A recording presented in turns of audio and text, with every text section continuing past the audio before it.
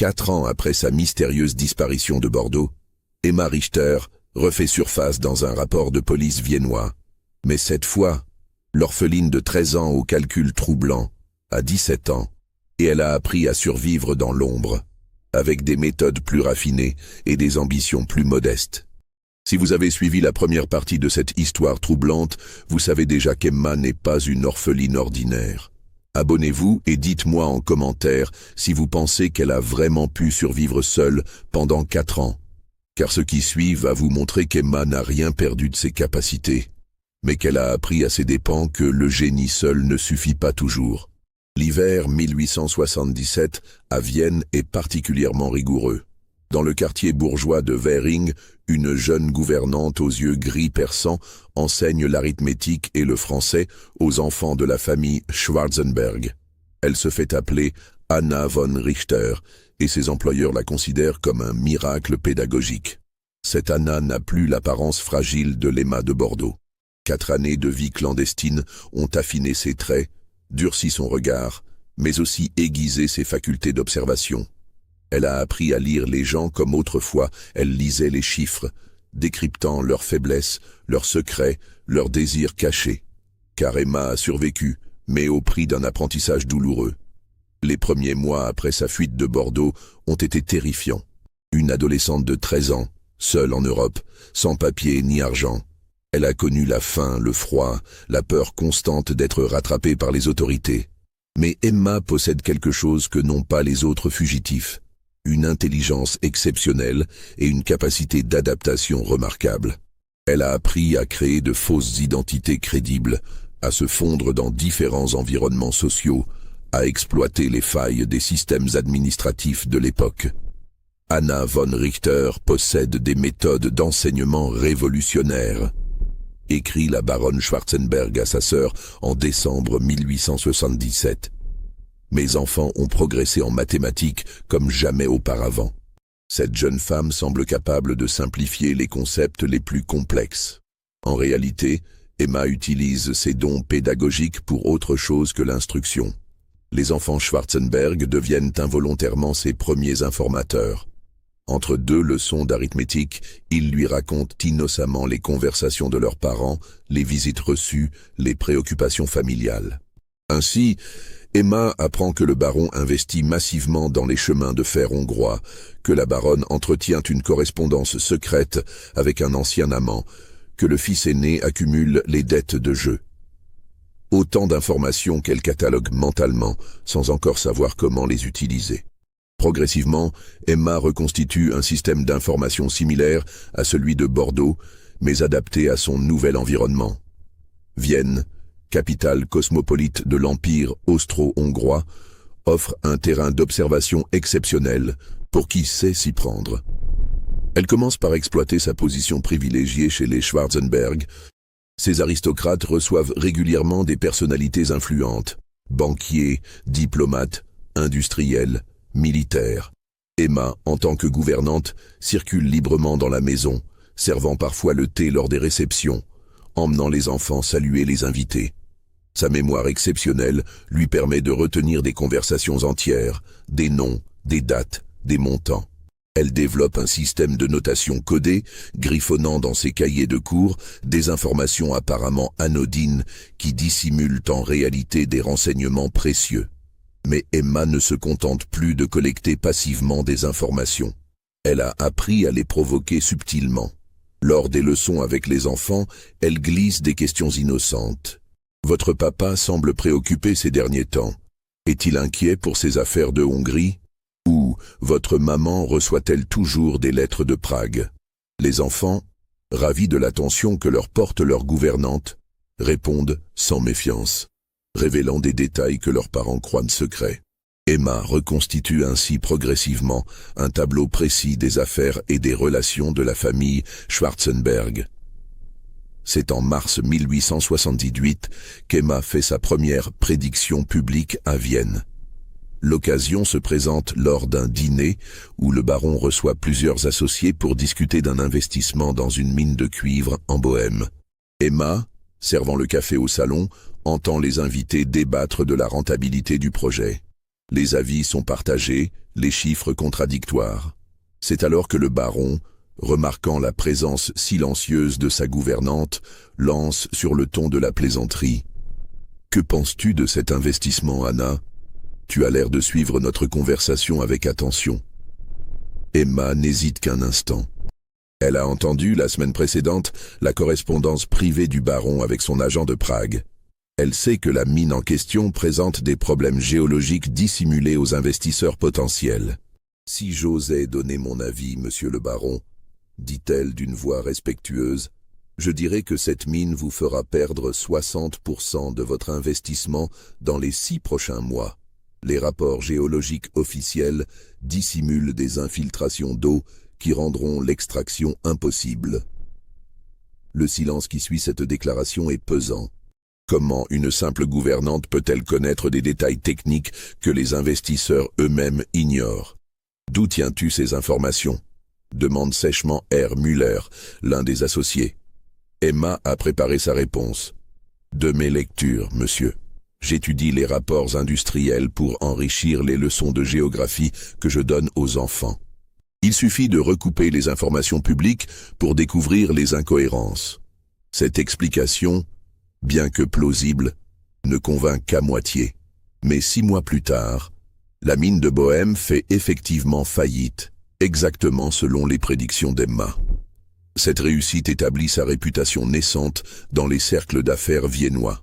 Fort de ce premier succès, Emma élargit progressivement son réseau d'informations. Elle ne peut plus compter uniquement sur les confidences des enfants Schwarzenberg. Il lui faut diversifier ses sources.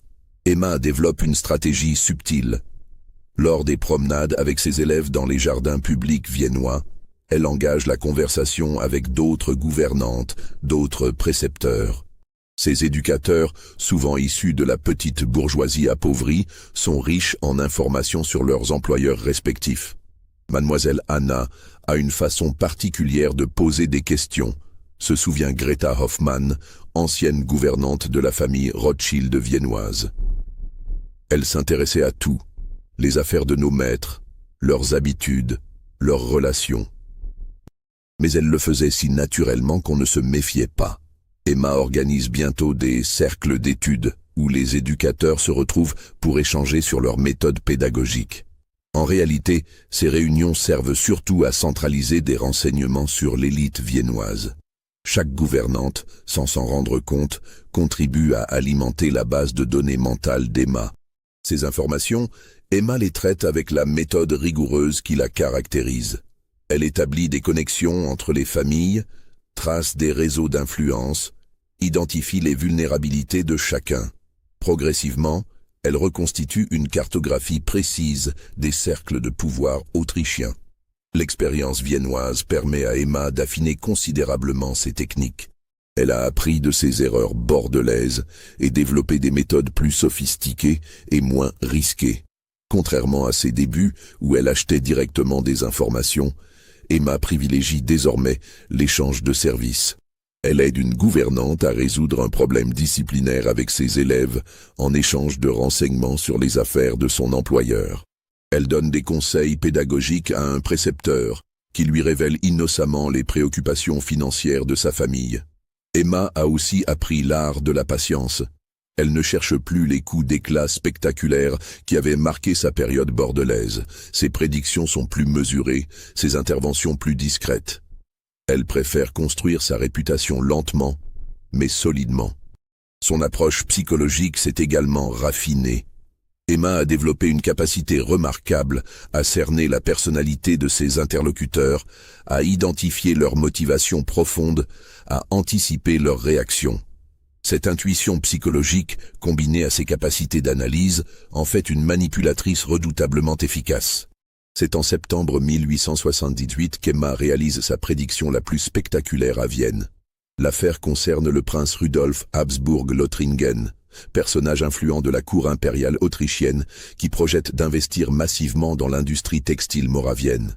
Emma a eu vent de ce projet par l'intermédiaire de Herr Kraus, secrétaire du prince, dont la fille suit les cours de français dispensés par Emma aux enfants Schwarzenberg. Au détour d'une conversation anodine, la fillette révèle que son père travaille tard le soir sur des dossiers importants concernant la Moravie. Cette information intrigue Emma. Elle se renseigne discrètement et découvre que le prince prépare effectivement un investissement considérable dans plusieurs filatures moraviennes. Mais Emma, grâce à ses contacts dans les milieux éducatifs, sait que la région connaît des tensions sociales croissantes. Plusieurs gouvernantes employées dans des familles d'industriels tchèques lui ont rapporté des incidents répétés. Grèves spontanées, sabotage d'équipements, agitation ouvrière. Les autorités locales minimisent ces événements, mais Emma y voit les signes avant-coureurs d'une crise majeure. Lors d'une réception chez les Schwarzenberg où le prince est invité, Emma trouve l'occasion de faire sa prédiction. Servant le thé au salon, elle entend le prince exposer ses projets d'investissement à ses hôtes. « Si son Altesse me permet, dit-elle respectueusement, je crains que la Moravie ne connaisse des troubles sociaux majeurs dans les prochains mois. Ces troubles paralyseront l'industrie textile et rendront tout investissement hasardeux. » Le prince, surpris par l'intervention de cette gouvernante, demande ses sources. Emma explique qu'elle correspond avec plusieurs éducatrices travaillant en Moravie et que leurs témoignages convergent vers une détérioration rapide du climat social. Ces femmes sont aux premières loges des préoccupations familiales, ajoute-t-elle. Quand les ouvriers rentrent inquiets chez eux, leurs épouses le ressentent et les gouvernantes de leurs enfants l'entendent. Cette explication séduit le prince par son originalité. Utiliser les réseaux éducatifs comme source de renseignement social, voilà une méthode qu'aucun de ses conseillers officiels n'avait imaginée. 3 mois plus tard, la Moravie connaît effectivement une vague de grèves sans précédent. L'industrie textile est paralysée pendant des semaines, causant des pertes considérables aux investisseurs. Le prince, qui avait suivi les conseils d'Emma et reporté ses investissements, évite une ruine certaine. Cette prédiction réussie propulse Emma vers une reconnaissance sociale qu'elle n'avait jamais connue. Le prince Rudolf, reconnaissant, la recommande discrètement à plusieurs familles aristocratiques viennoises. Sa réputation de gouvernante aux dons prophétiques se répand dans les salons de la capitale autrichienne. Mais Emma a appris la prudence. Elle ne cherche pas la célébrité tapageuse qui l'avait compromise à Bordeaux. Elle cultive au contraire une image de modestie et de discrétion qui la protège des soupçons. Ses nouveaux employeurs, la famille von Seckendorf, possèdent l'une des plus grandes fortunes industrielles d'Autriche. Le comte von Seckendorf contrôle plusieurs aciéries, mines et usines chimiques. Sa femme, la comtesse, appartient à l'ancienne noblesse hongroise et possède de vastes domaines agricoles. Cette position privilégiée donne à Emma accès aux secrets économiques de l'Empire austro-hongrois. Elle assiste régulièrement aux dîners d'affaires, accompagne la famille lors de voyages d'inspection dans les usines, participe aux réceptions où se rencontrent les maîtres de l'industrie autrichienne. Emma continue de perfectionner ses méthodes d'observation et d'analyse. Elle développe une mémoire quasi photographique, capable de retenir des conversations entières, des colonnes de chiffres, des plans industriels entrevus. Cette capacité exceptionnelle fait d'elle une véritable base de données vivante. C'est à cette époque qu'Emma commence discrètement à monnayer ses talents. Des industriels viennois, intrigués par ses prédictions réussies, sollicitent ses conseils moyennant rétribution. Emma accepte, mais avec des précautions infinies. Ces consultations se déroulent toujours dans le plus grand secret, souvent lors de promenades dans les jardins du Prater ou dans des salons de thé discrets. Emma ne reçoit jamais chez elle et ne laisse aucune trace écrite de ses prédictions. Ses clients appartiennent à la bourgeoisie industrielle viennoise, directeurs d'usines, négociants, banquiers de second rang. Emma évite soigneusement les personnalités trop en vue qui pourraient attirer l'attention des autorités. Ses honoraires restent modestes, quelques dizaines de florins par consultation, mais ils lui permettent de constituer progressivement un petit pécule. Emma a appris la valeur de l'argent durant ses années de fuite et ne commet plus l'erreur de mépriser les considérations matérielles. Surtout, ses consultations lui fournissent de nouvelles sources d'informations. Chaque client, sans s'en rendre compte, alimente la base de données d'Emma en révélant ses propres préoccupations, ses projets, ses relations d'affaires. Les activités discrètes d'Emma n'échappent pas complètement aux autorités autrichiennes. L'inspecteur Franz Holzer, chargé de la surveillance des étrangers suspects, reçoit plusieurs signalements concernant cette gouvernante française aux méthodes singulières. Franz Holzer est un policier méticuleux de 42 ans, formé aux techniques modernes d'investigation. Il a développé un réseau d'informateurs efficace et s'intéresse particulièrement aux individus susceptibles d'espionnage industriel. Cette Anna von Richter pose question, note-t-il dans son rapport de janvier 1879. Ses succès prédictifs sont troublants, ses sources d'informations mystérieuses. Il convient de surveiller discrètement ses activités. Cette surveillance révèle rapidement l'ampleur du réseau constitué par Emma. Holzer identifie ses contacts parmi les gouvernantes, cartographie ses déplacements, note ses rencontres avec divers industriels. Mais Emma, toujours attentive aux signes précurseurs de danger, détecte bientôt cette surveillance. Elle remarque les mêmes visages dans les lieux qu'elle fréquente, note les questions inhabituelles posées à ses connaissances, observe les changements subtils dans l'attitude de certains interlocuteurs. Cette découverte la contraint à modifier ses méthodes. Elle réduit la fréquence de ses consultations, diversifie ses itinéraires, utilise des intermédiaires pour ses contacts les plus sensibles. Emma a appris que la survie passe par l'adaptation permanente. C'est dans ce contexte de surveillance accrue qu'Emma réalise sa prédiction la plus audacieuse à Vienne. En mars 1879, lors d'un dîner chez les von Seckendorf, elle prédit une crise politique majeure dans l'Empire austro-hongrois. L'alliance austro-allemande va connaître des tensions importantes, déclare-t-elle calmement. Les intérêts économiques autrichiens et prussiens divergent plus qu'il n'y paraît. Cette divergence provoquera une crise diplomatique avant la fin de l'année. Cette prédiction semble parfaitement fantaisiste. L'alliance entre l'Autriche-Hongrie et l'Empire allemand paraît solide, cimentée par des intérêts communs et des liens dynastiques.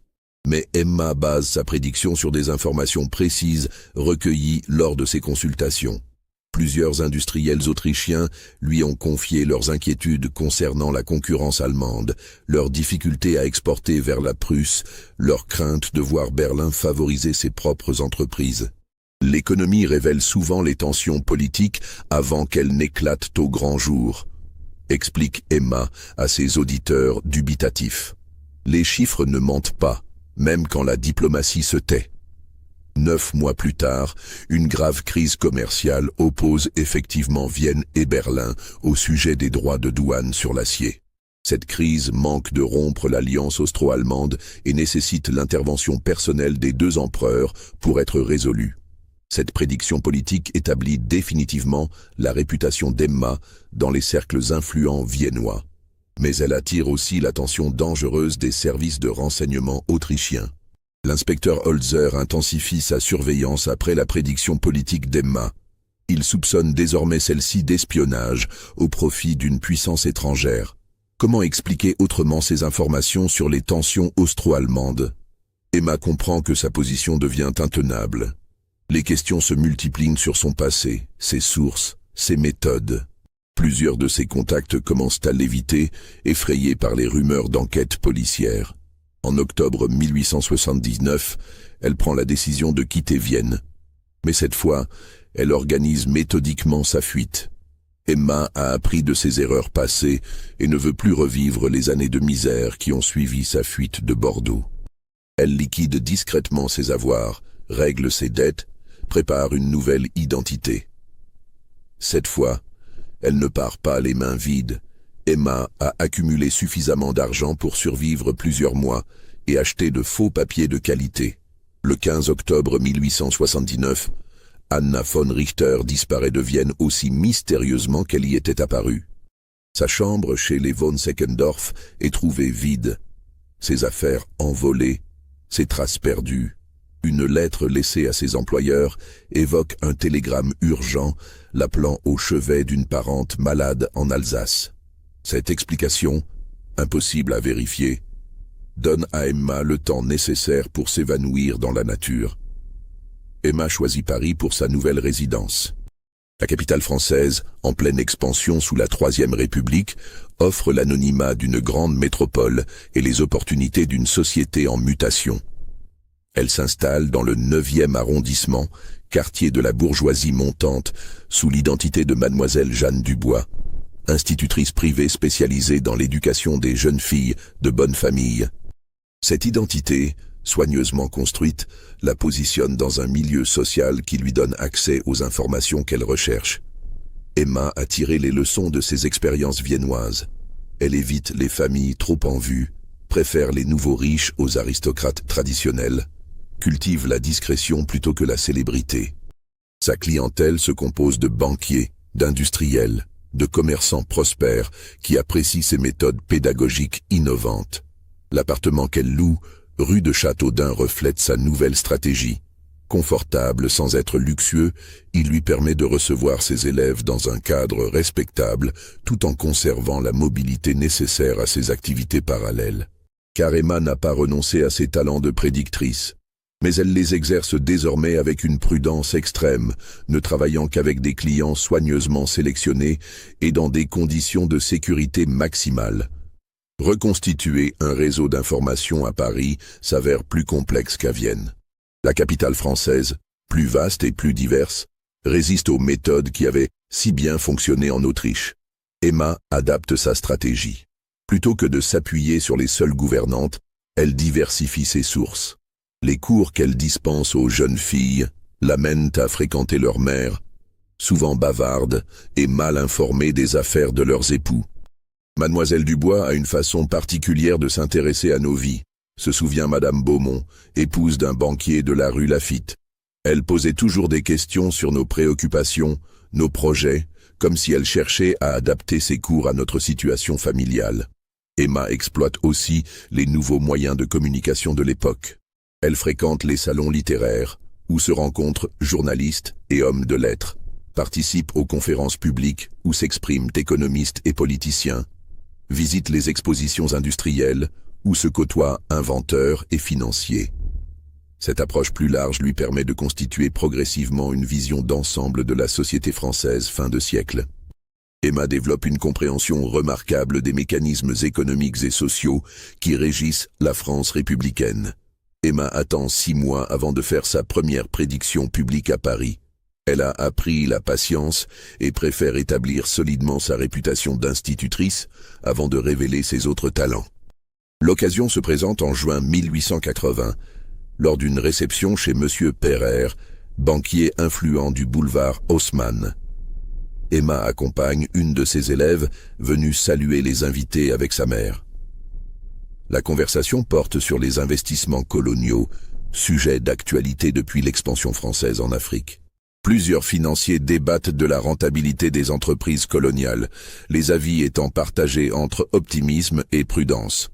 Si j'osais donner mon opinion, intervient discrètement Emma, je dirais que les investissements tunisiens vont connaître des difficultés majeures dans les prochains mois. Les troubles politiques locaux rendront les affaires très hasardeuses. Cette prédiction surprend l'assistance. La Tunisie semble pacifiée depuis l'établissement du protectorat français. Quels troubles Emma peut-elle anticiper? D'où tenez-vous ces informations, mademoiselle? Demande Pereire, intrigué. Emma a préparé sa réponse. De mes lectures de la presse spécialisée, monsieur. Je m'intéresse aux questions coloniales pour enrichir les cours de géographie que je dispense. En recoupant différentes sources, certaines contradictions apparaissent entre les rapports officiels et la réalité du terrain. 3 mois plus tard, des révoltes éclatent effectivement en Tunisie, paralysant temporairement les entreprises françaises et causant des pertes importantes aux investisseurs. Cette prédiction réussie établit la réputation naissante d'Emma dans les milieux financiers parisiens. Fort de ce premier succès, Emma développe progressivement ses activités de conseil. Mais elle procède avec une prudence extrême, ne travaillant qu'avec des clients triés sur le volet et dans des conditions de confidentialité absolue. Ces méthodes ont évolué depuis Bordeaux. Emma ne prétend plus posséder des dons surnaturels. Elle se présente comme une analyste exceptionnellement douée, capable de synthétiser des informations éparses pour en tirer des conclusions prévisionnelles. Cette approche plus scientifique séduit la bourgeoisie républicaine, imprégnée de positivisme et de confiance dans le progrès. Emma incarne cette nouvelle génération d'experts capables d'éclairer les décisions économiques par l'analyse rationnelle. Ces consultations se déroulent généralement à son domicile, sous prétexte de cours particuliers. Emma reçoit ses clients dans son salon, carnet et crayon à la main, adoptant l'attitude d'une institutrice consciencieuse plutôt que celle d'une mystérieuse prophétesse. Ses honoraires restent modestes, entre 50 et 100 francs par consultation, mais ils lui assurent une aisance financière qui contraste avec ses années de misère. Emma a appris à gérer prudemment ses ressources, plaçant ses économies dans des investissements sûrs et diversifiés. L'expérience parisienne permet à Emma de perfectionner encore ses techniques d'analyse et de prédiction. Elle développe un système de classification des informations d'une sophistication remarquable. Emma tient plusieurs carnets spécialisés, un pour les questions financières, un autre pour les affaires politiques, un troisième pour les données économiques. Chaque information est datée, sourcée, recoupée avec d'autres données. Cette méthode rigoureuse lui permet de détecter des tendances invisibles aux observateurs superficiels. Sa capacité d'analyse psychologique s'affine également. Emma apprend à lire les motivations profondes de ses interlocuteurs, à anticiper leurs réactions, à adapter son discours à leur personnalité. Cette intuition humaine, combinée à ses talents analytiques, en fait une conseillère particulièrement efficace. Elle développe aussi une forme de prudence professionnelle. Emma ne fait jamais de prédictions trop précises, laisse toujours une marge d'interprétation, évite les engagements trop fermes. Cette prudence la protège des démentis cinglants qui pourraient ruiner sa réputation. C'est en 1882 qu'Emma réalise sa prédiction la plus spectaculaire à Paris. L'affaire concerne le projet de canal de Panama, lancé par Ferdinand de Lesseps, sur la lancée de son succès de Suez. L'enthousiasme pour ce projet est général en France. Banquiers, bourgeois, petits épargnants, tous voient dans ce canal la promesse de profits considérables. Les souscriptions se multiplient, les cours montent, l'euphorie gagne tous les milieux. Emma observe cette frénésie avec inquiétude. Ses sources d'information, ingénieurs rentrant du Panama, comptables des entreprises impliquées, correspondants commerciaux, lui rapportent des nouvelles troublantes. Les travaux rencontrent des difficultés techniques majeures, les coûts explosent, la mortalité parmi les ouvriers atteint des niveaux effrayants. Lors d'une consultation avec M. Beaumont, banquier de ses relations, Emma exprime ses réserves. « Je crains que ce projet ne soit pas aussi rentable qu'annoncé. Les conditions géologiques du Panama sont bien plus difficiles que celles de Suez. Les surcoûts seront considérables. » Beaumont, comme la plupart des financiers, reste optimiste. « Mademoiselle Dubois, vous sous-estimez le génie de Lesseps. Cet homme a déjà réussi l'impossible avec Suez. » « Justement, » répond Emma, « Suez était creusé dans le sable, Panama doit l'être dans la roche. La différence technique est énorme, mais les investisseurs l'ignorent. » Cette analyse technique impressionne Beaumont. Comment une institutrice peut-elle posséder de telles connaissances en ingénierie? Emma révèle sa méthode. « J'ai correspondu avec plusieurs ingénieurs français travaillant au Panama. Leurs lettres privées contrastent fortement avec les rapports officiels. En recoupant ces témoignages, l'ampleur des difficultés devient évidente. » Beaumont, convaincu par cette argumentation, réduit prudemment ses investissements dans l'affaire Panama. Cette décision lui évite la ruine lorsque la compagnie fait faillite en 1889, exactement comme Emma l'avait prévu. Les succès répétés d'Emma attirent progressivement l'attention des autorités françaises. Le commissaire Louis Goron, chef de la sûreté parisienne, reçoit plusieurs signalements concernant cette institutrice aux prédictions troublantes. Louis Goron est un policier d'exception, pionnier des méthodes modernes d'investigation. Il a révolutionné la police judiciaire française en introduisant la photographie, l'anthropométrie et les analyses scientifiques dans les enquêtes. L'affaire Emma l'intrigue particulièrement car elle défie ses méthodes habituelles. comment enquêter sur quelqu'un qui ne commet pas de crime au sens strict, mais qui semble posséder des informations qu'elle ne devrait pas avoir. Cette mademoiselle Dubois pose question, note Goron dans son rapport de septembre 1882. Ses prédictions sont trop précises pour relever du hasard, ses sources trop mystérieuses pour être honnêtes. Il convient d'approfondir les investigations. Goron fait surveiller Emma par ses meilleurs limiers. Ce qu'il découvre le trouble profondément. Emma mène une vie apparemment irréprochable d'institutrice bourgeoise, mais entretient des contacts étendus dans tous les milieux parisiens. Plus intriguant encore, ses déplacements révèlent une connaissance remarquable de Paris. Emma fréquente des quartiers très différents, des salons bourgeois aux cafés populaires, des bibliothèques universitaires aux marchés de banlieue. Cette mobilité sociale suggère des activités qui dépassent largement ses fonctions d'éducatrice. S'engage alors entre Goron et Emma un subtil jeu du chat et de la souris. Le commissaire tente de percer ses secrets, elle s'efforce de déjouer sa surveillance. Chacun respecte l'intelligence de l'autre, créant une forme de rivalité courtoise, mais implacable. Emma détecte rapidement qu'elle est surveillée. Ses années de clandestinité lui ont appris à repérer les signes de filature. Elle adapte immédiatement ses méthodes, multipliant les précautions, variant ses itinéraires, utilisant des intermédiaires pour ses contacts les plus sensibles. Mais Emma va plus loin. Elle décide de jouer avec ses poursuivants, leur fournissant parfois des informations utiles pour créer une certaine confusion sur ses véritables objectifs. C'est ainsi qu'en novembre 1882, elle fait parvenir anonymement à Goron des renseignements précis sur un réseau de faussaires opérant dans le 11e arrondissement. Ces informations permettent au commissaire de démanteler une organisation criminelle qui lui échappait depuis des mois. Ce cadeau empoisonné place Goron dans une position inconfortable. Peut-il utiliser des renseignements fournis par une suspecte? Emma a-t-elle des complices dans la police ou possède-t-elle réellement des sources d'informations exceptionnelles? En 1883, Emma réalise une de ses prédictions les plus rentables financièrement. L'affaire concerne les mines d'or du Transvaal, en Afrique du Sud, qui attirent massivement les capitaux européens. Plusieurs de ses clients parisiens s'interrogent sur l'opportunité d'investir dans ces mines lointaines. Les rendements annoncés sont alléchants, mais les risques semblent importants. Emma étudie minutieusement la question.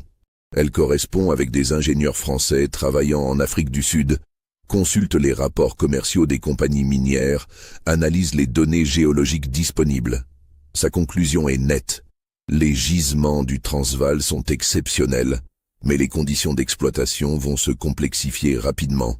Les tensions politiques entre Britanniques et Boers rendront les investissements très hasardeux d'ici 2 ans. Cette prédiction divise ses clients. Certains suivent ses conseils et évitent les investissements sud-africains. D'autres, séduits par les profits potentiels, passent outre ces avertissements.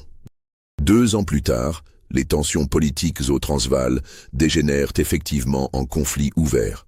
Les mines sont paralysées, les investissements européens gelés, de nombreux financiers ruinés. Seuls ceux qui avaient suivi les conseils d'Emma échappent au désastre. Cette réussite spectaculaire établit définitivement sa réputation dans les milieux financiers parisiens. Ses honoraires augmentent sensiblement, jusqu'à 200 francs par consultation. Et sa clientèle s'élargit considérablement. Le succès de l'affaire sud-africaine attire vers Emma une clientèle plus fortunée et plus influente. Des banquiers de premier plan, des industriels prospères, même quelques députés sollicitent discrètement ses conseils. Mais Emma reste prudente.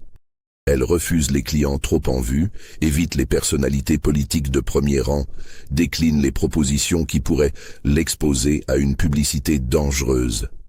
Sa stratégie consiste à cultiver une clientèle de seconde zone, banquiers régionaux, industriels provinciaux, négociants internationaux. Ces hommes possèdent des moyens considérables sans attirer l'attention des médias ou des autorités. Emma développe aussi sa clientèle féminine. Les épouses de ses clients, souvent négligées par leurs maris en matière financière, apprécient ses conseils sur la gestion de leurs biens propres. Ces femmes deviennent d'excellentes sources d'informations sur la vie privée de leurs époux. Mademoiselle Dubois comprenait nos préoccupations, témoigne Madame de Rothschild dans ses mémoires. Elle ne nous traitait pas comme des ignorantes, mais comme des partenaires capables de comprendre les enjeux financiers. C'était révolutionnaire pour l'époque. L'expérience parisienne permet à Emma de développer des méthodes d'analyse d'une sophistication remarquable. Elle ne se contente plus de collecter des informations éparses. Elle développe une véritable science de la prédiction économique. Emma établit des corrélations entre différents secteurs d'activité, identifie des cycles économiques, anticipe les réactions en chaîne qui peuvent affecter des industries entières. Cette approche systémique la distingue nettement des analystes de son époque. Elle développe aussi une forme de veille technologique avant la lettre. Emma surveille les innovations techniques, les découvertes scientifiques, les évolutions industrielles susceptibles de bouleverser l'économie. Cette vision prospective lui permet d'anticiper des transformations que ses contemporains ne voient pas venir. Ses carnets de notes révèlent une méthode de travail d'une rigueur exemplaire. Chaque information est classée, datée, recoupée avec d'autres sources. Emma établit des fiches sur les principales personnalités économiques, trace des organigrammes d'influence, cartographie les réseaux financiers. Cette approche méthodique compense largement son manque de formation économique formelle. Emma a développé empiriquement des techniques que les universités n'enseigneront que des décennies plus tard. En 1881, Emma fait une prédiction qui illustre parfaitement l'évolution de ses méthodes. L'affaire concerne la Banque de l'Union Générale, dirigée par Eugène Bontou et spécialisée dans les investissements catholiques. Cette banque attire massivement l'épargne des milieux conservateurs français. Sa moralité affichée, ses liens avec l'Église, ses investissements chrétiens, séduisent une clientèle méfiante envers les établissements financiers traditionnels. Emma observe cette expansion avec inquiétude. Ses sources dans les milieux bancaires lui rapportent des informations troublantes sur les méthodes de Bontou.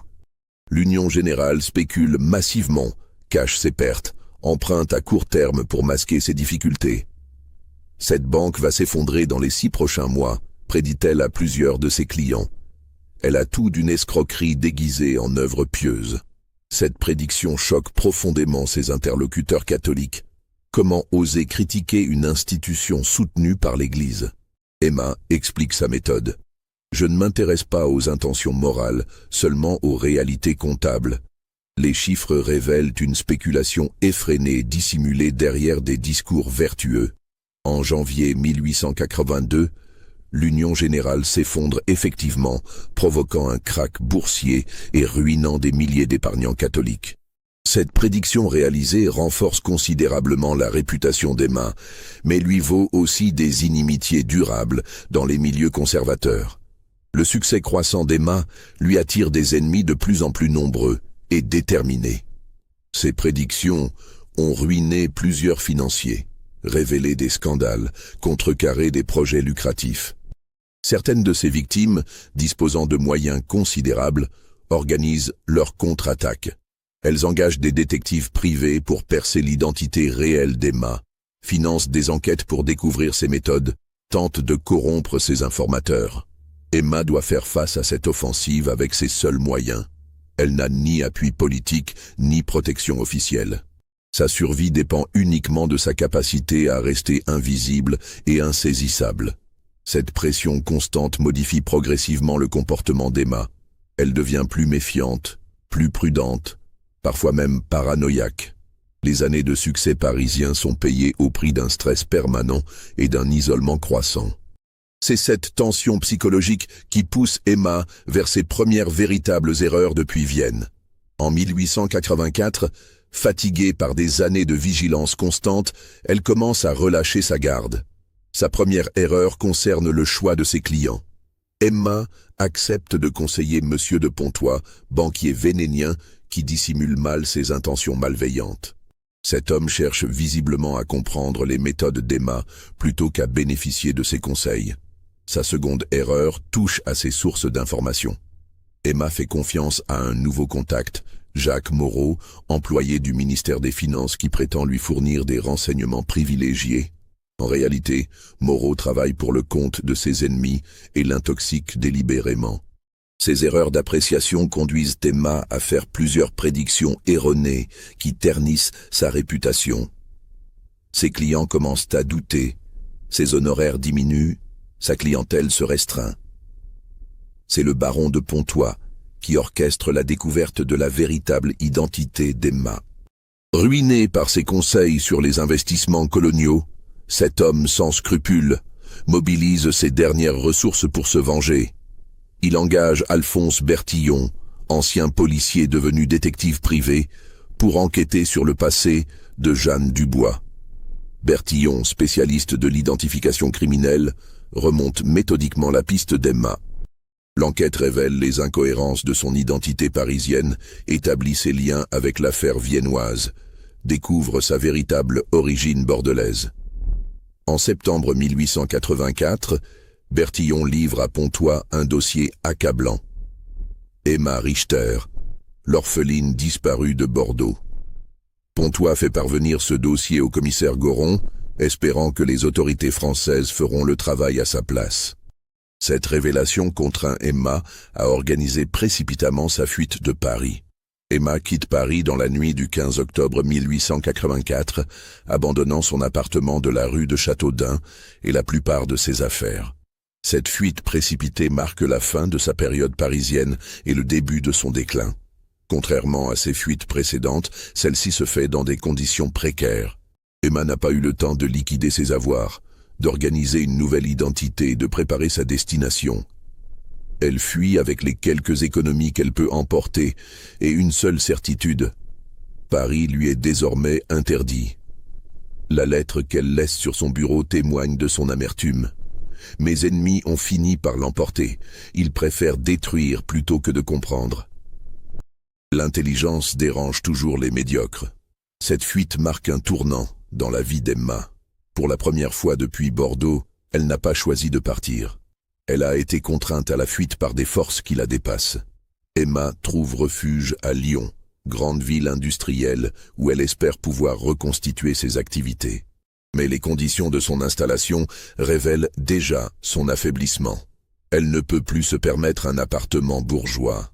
Emma loue une chambre modeste dans le quartier de la Croix-Rousse, parmi les ouvriers de la soie. Son identité, Marie Girard, institutrice retraitée, témoigne de ses moyens réduits. Ses tentatives pour reconstituer un réseau d'information échouent lamentablement. Lyon n'est pas Paris. La bourgeoisie locale est moins cosmopolite, plus méfiante envers les étrangers. Les méthodes qui avaient si bien fonctionné dans la capitale se révèlent inadaptées en province. Emma essaie bien de proposer ses services à quelques industriels lyonnais. Mais sa réputation ne l'a pas suivie et ses prédictions, basées sur des informations insuffisantes, se révèlent souvent fausses. Cette femme prétend conseiller les affaires, mais elle ne connaît rien à l'industrie de la soie, témoigne M. Dubois, négociant qui avait consulté Emma. Ses analyses sont vagues, ses prédictions hasardeuses. L'échec lyonnais marque le début de l'isolement d'Emma. Pour la première fois depuis ses débuts, elle ne parvient pas à créer les conditions de sa réussite. Ses capacités exceptionnelles ne suffisent plus à compenser l'hostilité de l'environnement. Emma prend conscience que le monde a changé autour d'elle.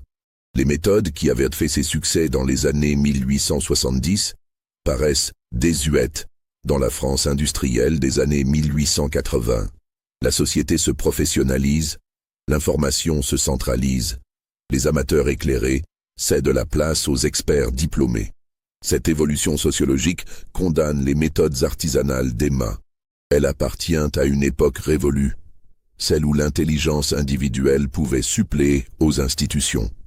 Désormais, le pouvoir appartient aux organisations structurées, aux réseaux officiels, aux compétences certifiées. Emma passe les 5 années suivantes à errer à travers la France provinciale, tentant vainement de reconstituer ses anciens succès. Chaque étape révèle un peu plus son déclin. À Marseille, elle essaie de conseiller des armateurs sur le commerce colonial. Mais ses sources d'informations sont insuffisantes, ses analyses approximatives. Plusieurs prédictions erronées lui valent rapidement une réputation de charlatan. À Toulouse, elle tente de prédire l'évolution des cours agricoles pour des négociants en grains. Mais Emma ne maîtrise pas les subtilités du marché rural, très différent des secteurs industriels qu'elle connaît. À Nantes, elle propose ses services à des banquiers impliqués dans le commerce atlantique. Mais ces hommes d'affaires pragmatiques n'ont que faire des analyses d'une inconnue sans référence. Chaque échec affaiblit un peu plus Emma, physiquement et moralement. La femme élégante et assurée de Paris cède progressivement la place à une vagabonde prématurément vieillie. En 1890, Emma prend une décision lourde de symbole. Retourner à Bordeaux, lieu de ses premiers succès. Cette décision témoigne autant de sa nostalgie que de son désespoir. Bordeaux a changé depuis 1874. La ville s'est modernisée, industrialisée, internationalisée. Le petit monde provincial, où Emma avait brillé, n'existe plus. Personne ne se souvient de l'orpheline aux prédictions troublantes. Emma s'installe dans une pension minable du quartier Saint-Michel, sous son véritable nom qu'elle n'a plus les moyens de dissimuler. Cette transparence forcée révèle son épuisement. Elle n'a plus l'énergie de maintenir des fausses identités. Ses tentatives pour reprendre ses activités se soldent par des échecs humiliants. Les nouveaux bourgeois bordelais, moins naïfs que leurs prédécesseurs, n'accordent aucun crédit aux prétentions d'une femme visiblement déclassée. C'est à Bordeaux qu'Emma commence à manifester les premiers signes de la maladie qui va l'emporter. Les privations des années d'errance ont miné sa santé, autrefois robuste. Elle développe une toux persistante, signe d'une tuberculose naissante, aggravée par les conditions de logement insalubres. Ses forces déclinent rapidement, l'obligeant à renoncer au dernier projet de reconstitution de ses activités. L'isolement d'Emma devient total. Elle n'a plus ni clients ni relations, plus d'argent ni de perspective. La femme qui avait défié les puissants se retrouve seule face à la maladie et à la misère. Seul le docteur Morin, médecin charitable qui soigne gratuitement les indigents, lui rend parfois visite. Cette femme a dû connaître des jours meilleurs, note-t-il dans son journal. Elle possède une culture et une intelligence remarquables. Mais quelque chose s'est brisé en elle. Les derniers mois d'Emma à Bordeaux révèlent un personnage arrivé au terme de son parcours. La tuberculose progressant rapidement, elle sait que sa fin approche. Emma utilise ses dernières forces pour rédiger une sorte de testament intellectuel, analyse lucide de ses succès et de ses échecs. Ce document, retrouvé dans ses affaires après sa mort, révèle une femme consciente de ses erreurs mais sans amertume excessive. « J'ai cru que l'intelligence suffisait à dominer le monde », écrit-elle. J'avais tort. Le monde appartient aux organisations, pas aux individus isolés. J'étais un produit de mon époque, je n'ai pas su évoluer avec elle. Cette lucidité désabusée contraste avec l'orgueil de sa jeunesse. Emma a fini par comprendre les limites de ses dons exceptionnels. Emma Richter meurt le 23 décembre 1892, à l'âge de 32 ans, dans sa chambre misérable de la rue Sainte-Catherine. Elle s'éteint seule, sans famille ni amis, victime de la tuberculose qui l'a lentement consumée. Sa mort passe complètement inaperçue. Aucun journal ne lui consacre d'article, aucune autorité ne s'inquiète de son décès. Emma meurt comme elle avait vécu ces dernières années, dans l'anonymat le plus complet. Ses obsèques sont payées par la charité municipale. Seules 3 personnes accompagnent son cercueil au cimetière de la Chartreuse. Le docteur Morin, la concierge de sa pension, et un prêtre qui ne l'avait jamais rencontré.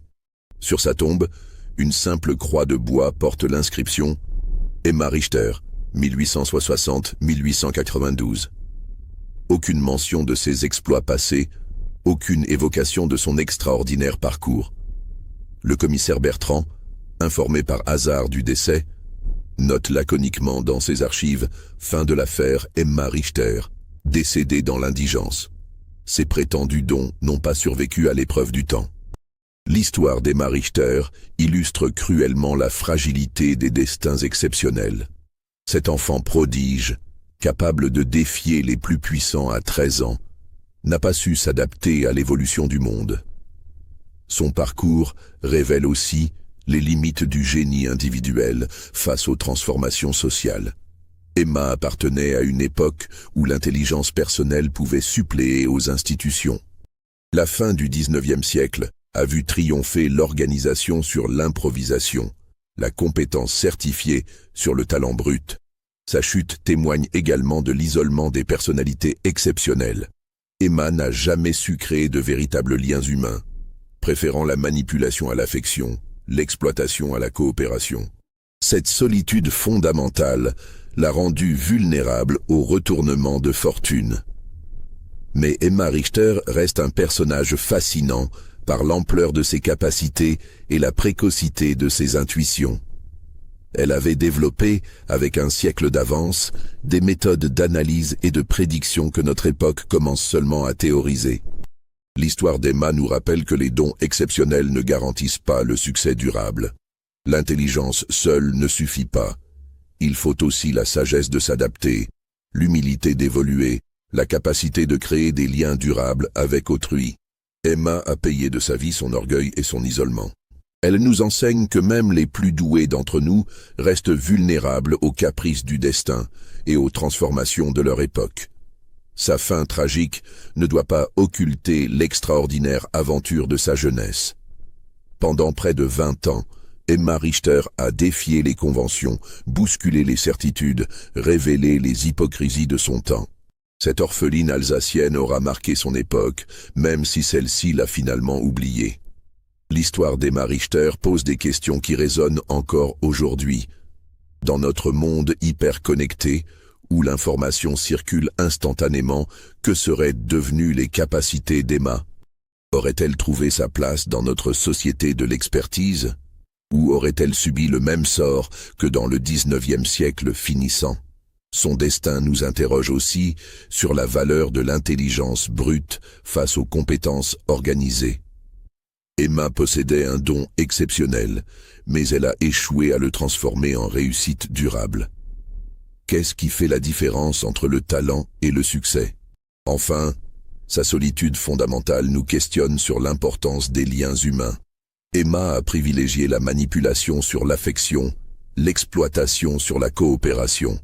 Cette stratégie l'a menée au sommet, puis à la chute.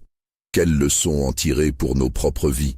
Pensez-vous qu'Emma était vraiment douée de capacités exceptionnelles, ou simplement une femme très intelligente qui a eu de la chance? Sa chute était-elle inévitable, ou aurait-elle pu s'adapter au monde moderne? Son histoire vous inspire-t-elle de la pitié ou de la fascination? Dites-le moi en commentaire. Abonnez-vous pour découvrir d'autres destins extraordinaires de l'histoire et partagez cette vidéo avec ceux qui s'interrogent sur les mystères de l'intelligence humaine. Car Emma Richter nous rappelle peut-être cette vérité éternelle. Même les plus brillants d'entre nous ne sont que des êtres humains soumis aux lois du temps et aux aléas de l'existence. Et que la véritable sagesse consiste peut-être à accepter cette condition plutôt qu'à la défier.